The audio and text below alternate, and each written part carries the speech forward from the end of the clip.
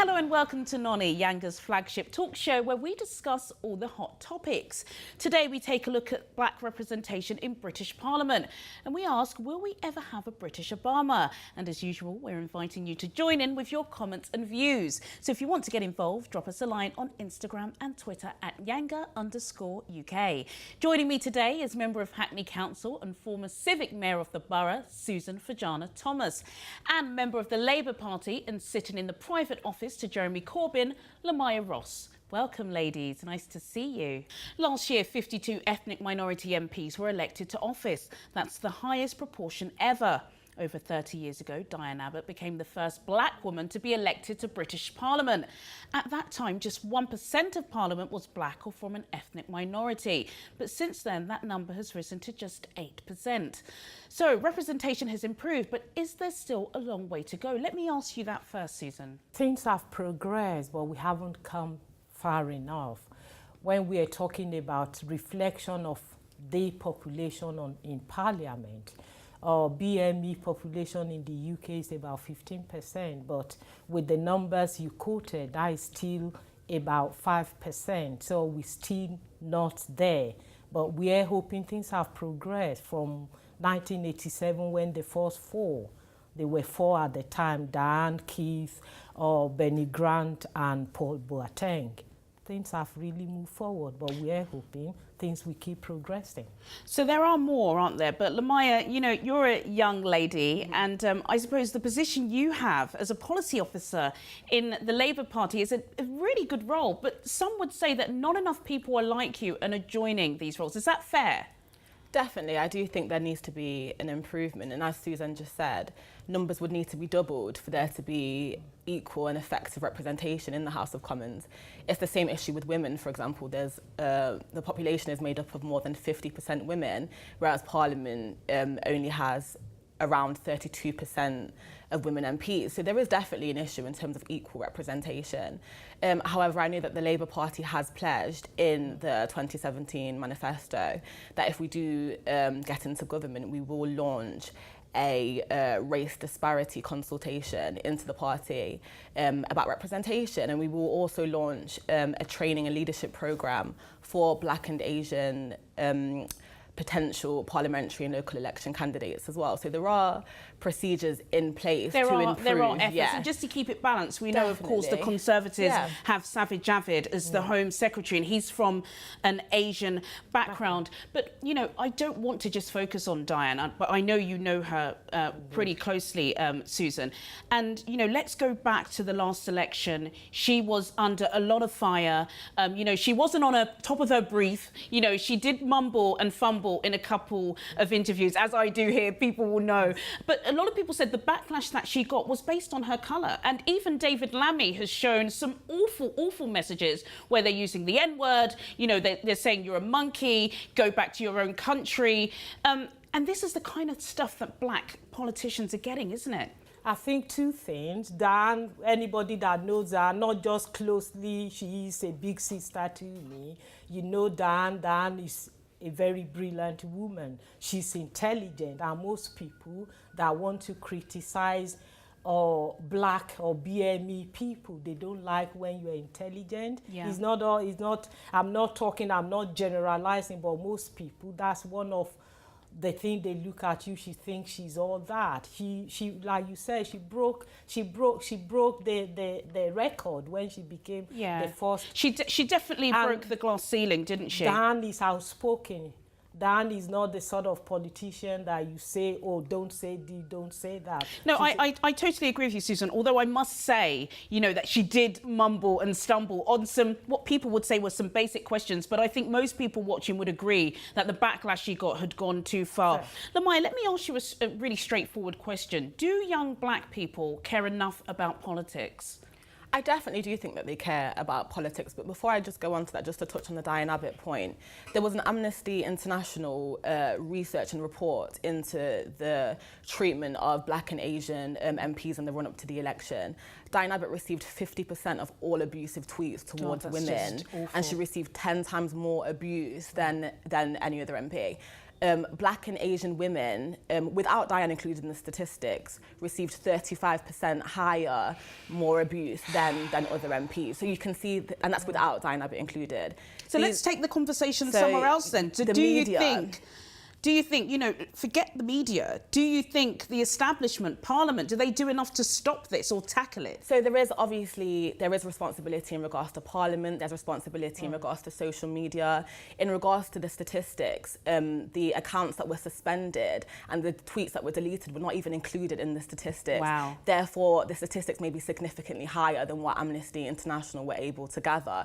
So there's definitely an issue there, and I think that also does put off a lot of young people. I want to talk about young people, you know, that we often see in the news, that often complain about not being able to get any jobs, you know, don't go into further education. They just seem to be, you know, so far from politics. How do we kind of nab them back into it? I think a lot of young people care about politics, but it's a different style of politics. It's a lot about issue politics and about the issues local. Exactly. So it's about local issues, but it's also about national issues and international issues. I know that a lot of young people spoke out about what's happening in Syria, for example, and the issues in regards to Africa, in regards to the trade relationship between the UK and so they're Africa. more in touch than we even know. There's loads, but that's very different to party politics and what's happening in the Labour Party or the Conservative Party. It's a very different type of politics. We're gonna pick up on this after the break. So coming up, we hear more from the experiences of Lamaya and Susan, and we ask, will we ever have a British Obama? See you after the break.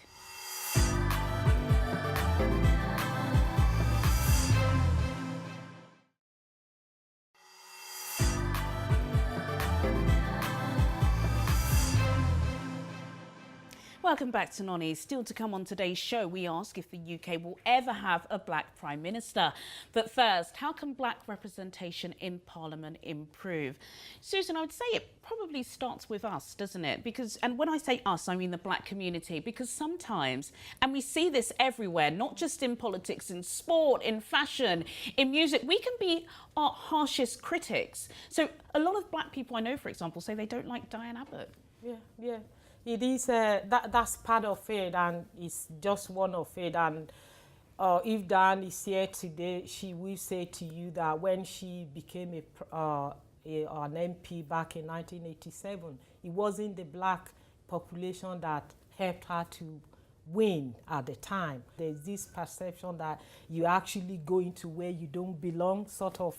Yeah, we've heard the term coconut, and I hate that phrase. I hate it. It's almost like the N-word to me. But we do hear that a lot with people. Savage Javid, Chukwuemeka, David Lammy. Lamaya, what is it about that, and what are you doing personally to change that? Because I know you're involved in so many different things, aren't you? So in the Houses of Parliament, there are committees, equalities committees, and I'm elected on the one that represents race and cultural heritage.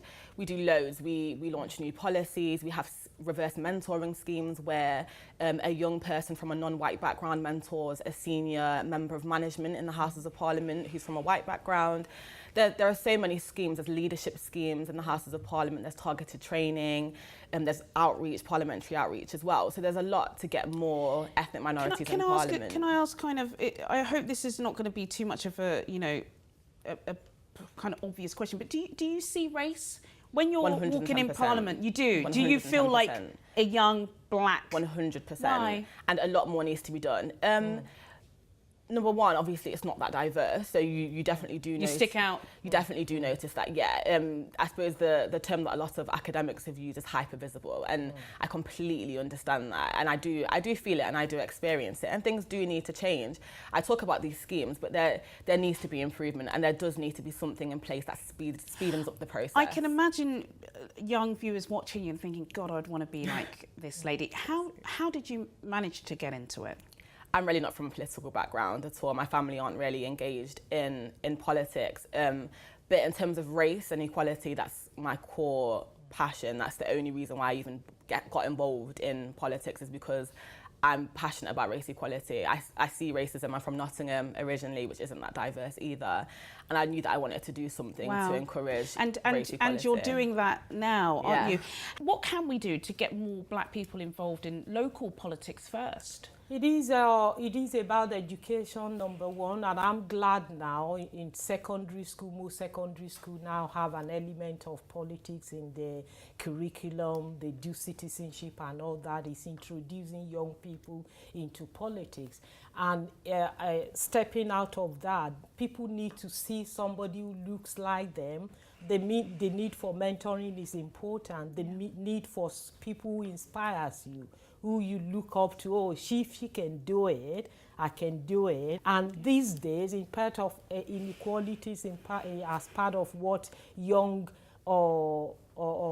black people are facing. Some black young people, they still get the grades, but they're still not able to get to Cambridge or There's Oxford. so many topics involved in this. It is a complex issue that we need to deal with, but I believe starting from getting black people educated to understand that democracy is not the only reason you can have a total democracy, a democracy that is good to celebrate, is when everyone has a stake in it. Then you can represent the multicultural society we claim to have in the UK. You're right, Lamaya. Let me ask, what can we do to change? What would you say are kind of the fix it? And I know there's no fix it, but you know, you've had opportunities growing up in Nottingham and now, you know, being part of the establishment. What steps should be taken, or what can the individual at home doing who thinks, you know, they basically can't do anything but vote every 4 years? Well, obviously, of course, you can research political parties and find out which one you align more towards, and then volunteer for your local party, volunteer for your local MP. You can get involved in petitions, campaigning. Is that easy to do, volunteering? You can drop your MP an email, just type in your postcode on the parliamentary website, your MP will come up, you can contact them, ask how you can get involved. I do think education obviously plays a huge part. Not a lot of people are taught how laws are made in schools, about how democracy is formed, about how legislation can be changed, etc. And it's about transferring issue politics and seeing how Parliament has a day-to-day effect on young people's lives. And I think that's also an issue as well. It's so funny, everything really does sometimes boil down, especially with the black community, to access to education, isn't it? Something as easy as just emailing your MP. For the ordinary kid, it just seems so far-fetched.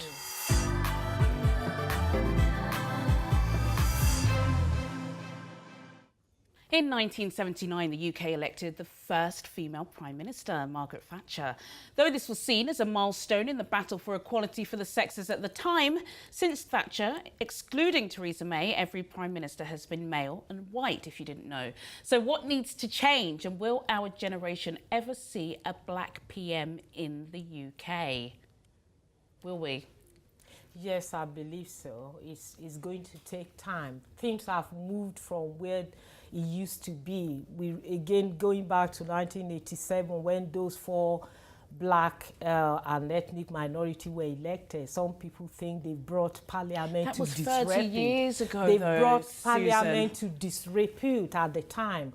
But it might not happen in my generation, but tackling the issues. It's not about politics in the UK. If you look at it, it's all the other areas of, or look at the financial, the judicial, all these people, they still are BME representation when it comes to... You're right, Sister Susan. You said it won't happen in your time. Do you think it would happen in Lamaya's time? I believe it can happen in his time, and it's about tackling the barrier that is stopping BME from rising to positions of influence and power in this country. And not just in politics, everywhere. Not just in politics, about inequality, fighting inequalities, about creating that opportunity. Yes, 52 MPs are black and ethnic at the moment.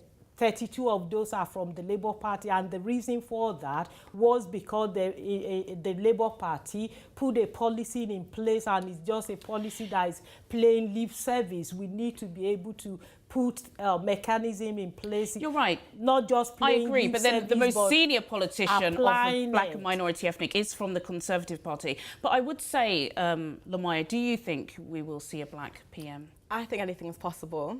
To be honest, I wouldn't say that's it's like impossible. me flying to Mars, you know. I wouldn't say it's completely impossible, but I do think, although that's important, it's also important to get past the idea of symbolic representation. Ooh, what do you mean? Symbolic representation is, of course, important. It's important to be able to look to look at the political like landscape. Obama and in see there. someone, Yes, we exactly, can. and to see someone who represents you and who looks like you. But at the same time, it's not enough to just have a black prime minister unless they also change and advance race equality, or equality, but race equality as well. There's no point in all of us kind of hoping for a black prime minister unless they go past the step of symbolic representation and actually equally represent us as well. So it's about the policies that they put in place to advance equality in society. That's really good. And there's a lot of pressure, isn't there, Susan? You know, look at Chukwuemeka. There were lots of hopes when he said he was going to stand as the leader of the Labour Party, and he bailed out. Of course, that was for personal reasons. But then you can imagine everyone's like, God, you know, you've got to do it. You've got to represent this person. You've got to go here, got to go there. It's hard. It is hard, and they curated around Chuka at the time this expectation that even himself is finding it to meet, saying, oh, he is the next Obama in the UK. All he wanted to do at that time is to put himself forward as a leader of his party. He wasn't looking to become Obama like the symbolic leader people were looking for. So the pressure is there for BME people. And again, what happened with BME people, you need to actually be able to be above your peers to succeed. Yeah, you've got to be qualified for the role. You've got to be qualified for the role. You've got to be above your peers, because everything will come down to your race. Everything will come down to, oh, Susan is not performing. Don't you know she's a black woman? What do you expect? They're not going to first say, oh, Susan is not performing, probably because, oh, she doesn't have enough experience in that area. It will come to the race. You're right, because it's not about the ballot box, is it, Lamaya? Right. Because you can't just say, you know, get more black people to vote, because if you're voting and there's nobody of colour to vote for, you know, it can't be blamed on that. No, definitely not. And it's true, it's a serious issue, to be honest. But I do think at the same time that Parliament, the black MPs that are in Parliament, the black and Asian MPs that are in Parliament, are doing loads of work to try and equally represent us. I know that there was a study in 2012 that stated that over 70% of all parliamentary questions tabled in Parliament about equality and diversity were tabled by black and Asian MPs, 70% of those questions. So if they weren't there, can you imagine how often would Parliament debate matters in regards to race equality? You have to ask scary, yourself, isn't it? Diversity is vital. But we've got to talk about Oxbridge, because again, even with these black and minority ethnic, I hate that term, people of colour, you know, even with, you know, them being at the top, usually they're Oxbridge as well, you know, again, and I don't blame that. I would love my children to go to the best universities, but sometimes they're just so far removed, which is why I feel like there's a gap between Diane Abbott and some of the constituents she represents, because they just don't acknowledge her. They don't understand where she eats, the kind of places she likes to travel, and the way she speaks. Well, I think in the past we have seen, yes, or maybe I don't think Diane didn't go to Cambridge because of her plan to become an MP. She went to she wasn't a career politician like we see everywhere now. She went there to study history and came out and became a journalist. That was as far as it was at the time. But she was encouraged, and because she saw a lot of things that are not right around her, that was her journey to becoming a politician. Yes, and that's fine with Diane Abbott. But Susan, you know, there is a class thing here, isn't there? There is a class prejudice, even amongst people of colour. You know, it's not just about the colour of your skin. Savage Javid, Chukwuemeka, we're talking about the top echelons of their society, right? Yeah, because that is what the society look at. I'll take myself as an example. In the last couple of weeks, I wanted a position. This is a position people see that, oh, it's reserved for a middle-class a middle-class white man. And I just thought, as somebody brave as I am, I said, actually, I'll put myself forward. And people around me were saying, no, Susan, very good. You were brave to have done that. We're going to support you.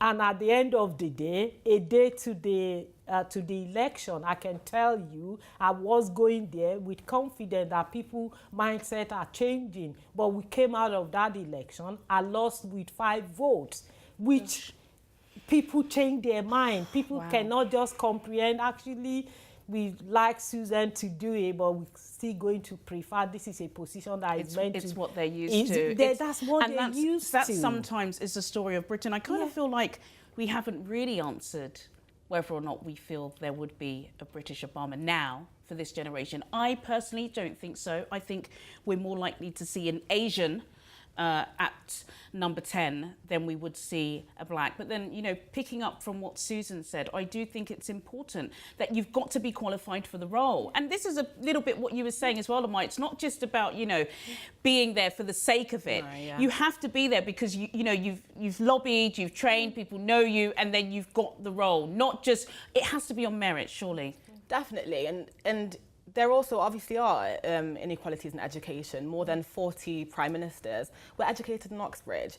And that's the vast majority. And then obviously, like the studies have shown, that black and Asian people find it significantly harder than their white counterparts with the exact same grades to get into these top universities. Do you know what? We've got to talk about this on another show. I'm so sorry time is wrapped, and it's shows like this where you just want to keep it going. And we do hope that if you've got any comments and views, you know, just get in touch as always. That's it from me, Juliana Olayinka, and my guests, Susan Fajana-Thomas and Lamaya Ross. Make sure you check out Noni on Twitter and Instagram at YANGA_UK so you can join in the conversation. Join me next time for more Noni Chat. Goodbye.